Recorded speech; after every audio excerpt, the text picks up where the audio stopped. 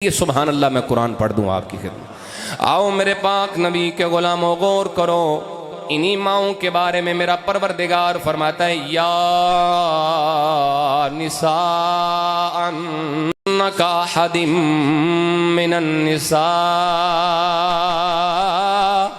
ए नबी की बीवियों तुम कायनात में बेमिसाल हो,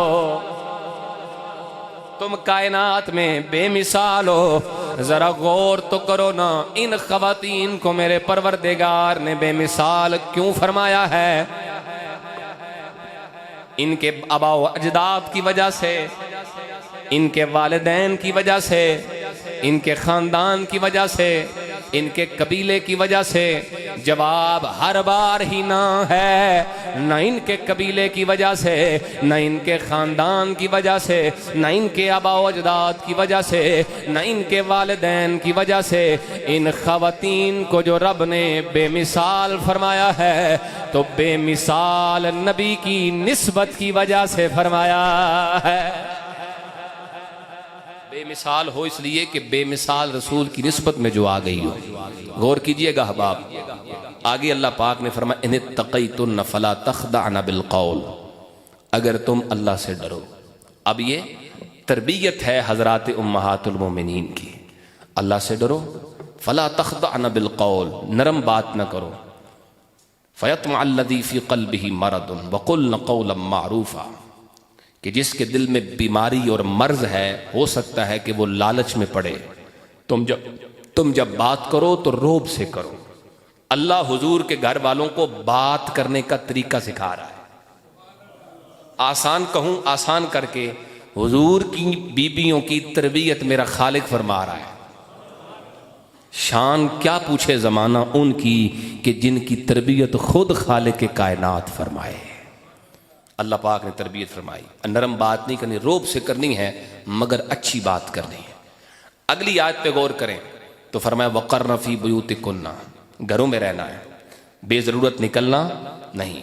वक़र्न फ़ी बुयूतिकुन्ना वला तबर्रजन तबर्रुजल जाहिलिया, और तुमने जाहिलियत वाली बेपर्दगी भी नहीं करनी। जो काम करने हैं बताया जा रहा है, जो नहीं करने हैं समझाया जा रहा है। व अक़िम्नस सलात, तुमने नमाज कायम करनी है। वह आती न ज़कात, तुमने ज़कात अदा करनी है। वह अतिअल्लाह व रसूला, तुमने अल्लाह और उसके रसूल की इताअत करनी है। ये सारे जुमले, ये सारे सीगे जमा मुअन्नस के हैं। इन सब सीगों में हुक्म हुजूर की अज़वाज को है। अच्छा रुक के एक बात यहाँ ये भी कर लें, हुजूर की अज़वाज को जो कि मोमिनों की माएँ हैं, उनको हुक्म है पर्दा करना है।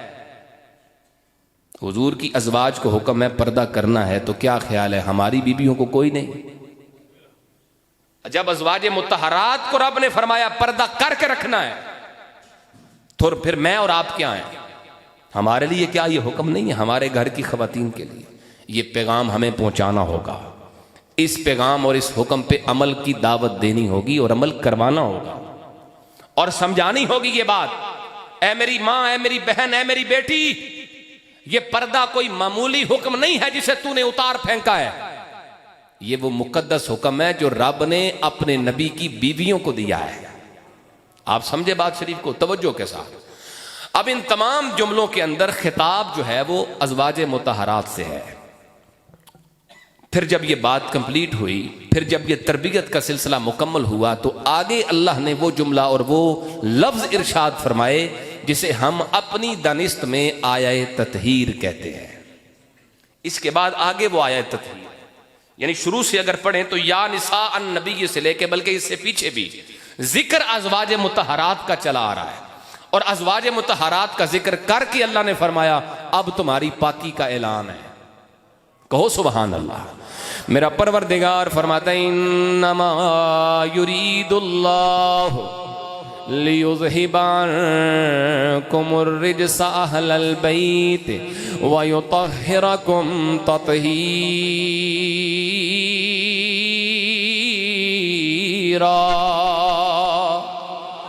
मेरा खालिक फरमाता है, ए नबी के घर वालों, अल्लाह ने तुम्हें पाक फरमा दिया है, ऐसे पाक फरमा दिया है जैसे पाक करने का हक होता है।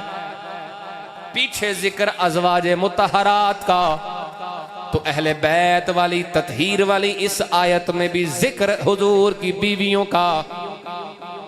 इसका मतलब यह हुआ ये आयत मुबारक नाज़िल ही मेरे नबी की बीवियों के लिए हुई है। भाई पहला मिसदाक है ही अज़वाजे मुतहरात। अब आओ जरा गौर करो, सवाल ये पैदा हुआ अज़वाजे मुतहरात का जिक्र पिछली आयत में, उससे पीछे भी, उससे आगे भी, इस पूरे रुकू के अंदर जब जिक्र अज़वाजे मुतहरात का है तो फिर आयत ततहीर में भी जिक्र अज़वाजे मुतहरात का है। सवाल ये पैदा हो गया, क्या सिर्फ अहले बैत अज़वाज ही हैं? क्या सैयदा ज़हरा अहले बैत नहीं है? क्या हसन हुसैन अहले बैत नहीं है? क्या मौला अली अहले बैत में शामिल नहीं है? हमें कुरान की ये आयत भी याद है, मेरे नबी का कुरान सुनाना भी याद है, और हुजूर करीम का चादर फैलाना भी याद है।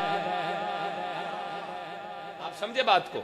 मेरे करीम नबी ने कुरान पढ़ा, मिसदाक अज़वाजे मुतहरात हैं, चादर फैला के ऐलान फरमाया, आओ फातिमा, मेरे हसन तुम भी आओ, मेरे हुसैन तुम भी आओ, मेरे अली तुम भी आओ। चादर डाल के फरमाया है, ए अल्लाह ये भी मेरे अहले बैत हैं। अब तवज्जो करो, अहले बैत की दो किस्में बनी।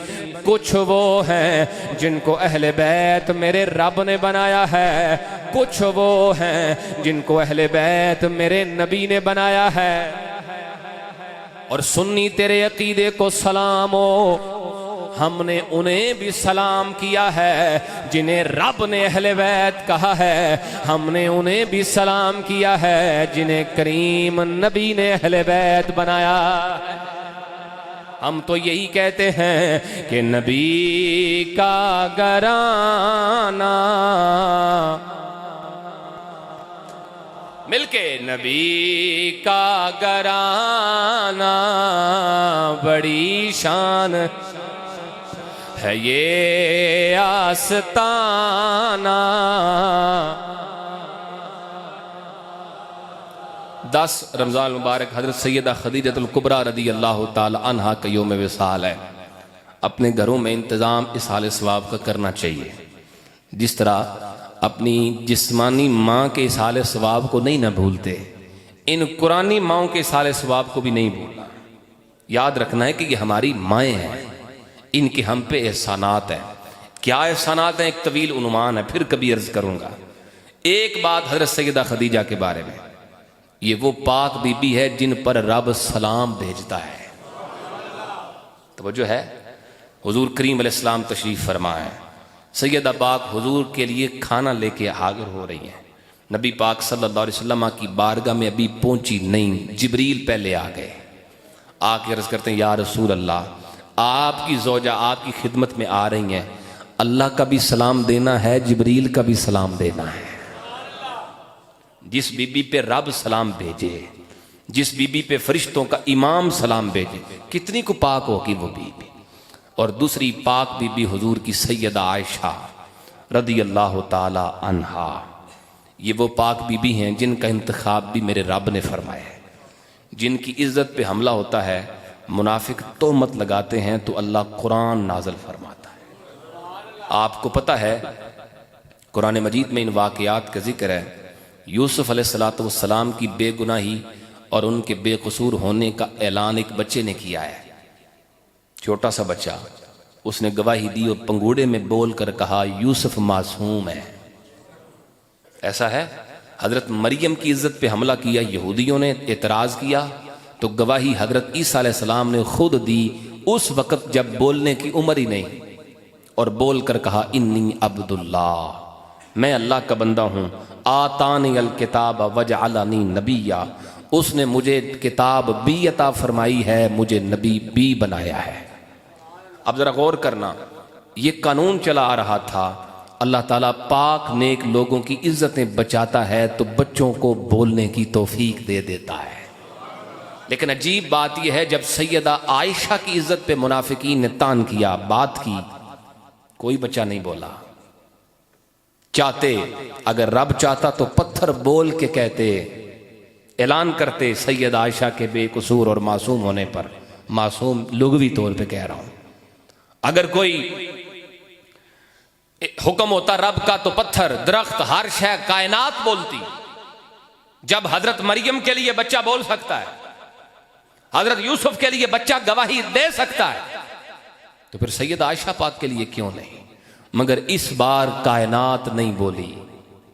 खुद इमामुल अंबिया भी खामोश, इंतजार में हैं। अल्लाह ने कुरान की 17 आयतें नाज़िल फरमाई और ऐलान फरमाया, इस बार कायनात नहीं, रब्बे कायनात बोलेगा। मेरे नबी के हरम पे हरफ आया है, अब रब खुद जवाब देगा। ये वो पाक बीबी हैं जिनके हक में, जिनकी शान तकदीस में अल्लाह ने कुरान उतारा हुआ है। अब आप अपने घरों में जैसे अपनी जिस्मानी माओं के लिए इंतज़ाम करते हैं, वैसे इन कुरानी माओं के लिए भी इसाले सवाब करना चाहिए। अल्लाह ताला अमल की तौफीक अता फरमाए।